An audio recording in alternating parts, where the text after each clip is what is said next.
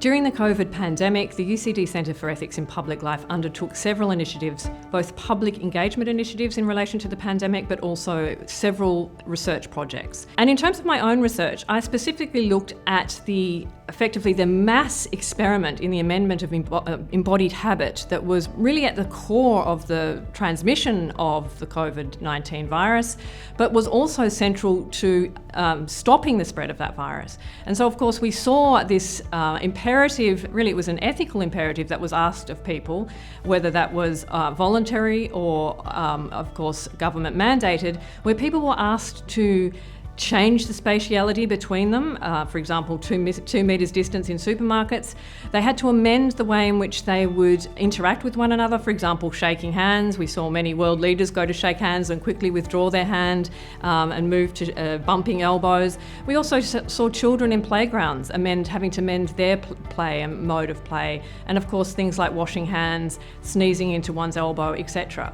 Now these all sound like small aspects of our lives, but in fact they're really core to our everyday life, because in everyday life we are accustomed not to having to reflect on our embodied habits. We run for the bus without thinking about it, we brush our teeth without thinking about it, and all of these habits build up for individuals this sort of familiar and coherent way of living in the world.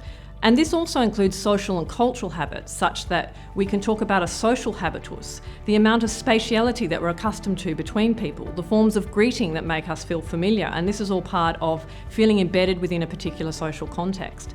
But obviously all of those were ruptured during the pandemic, and in fact we were asked to amend those, obviously for ethical reasons, to save lives, but it did have a huge social impact. It particularly impacted on older people, on younger people and children, but it also created various social anxieties. And what my research is looking at is it's not just, social anxiety should not be just seen as in terms of mental health without taking into account the embodied aspects, because mental states are always embodied states. So we need to look at the way, in fact, that it was actually that disruption to those embodied ways of being in the world that actually caused many of the social anxieties. And they've just had long-term impacts. I mean, people can, of course, return to old habits quite quickly, but we've seen that there's also, for some groups, this is much more difficult and has created social anxieties going forward.